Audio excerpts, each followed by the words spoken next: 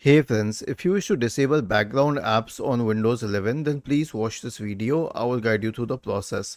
So one thing is searching for Task Manager and opening the Task Manager. Wait for the list to load, it needs a few seconds. You will see background processes. To kill any background process, right click on the service associated with it and select End Task. Now this is one thing, but let us say that you have a program. Let's say this program is Chrome. Okay, so you wish to disable it in the background, or let's pick up some other third-party program.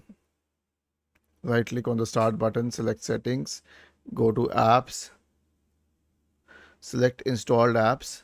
Okay, let's say it's Microsoft Teams.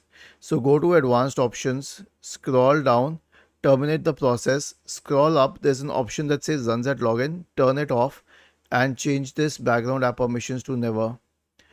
This will disable that specific background app forever, and to kill a background app you can obviously use Task Manager. Was this helpful? If yes, then please subscribe of the channel.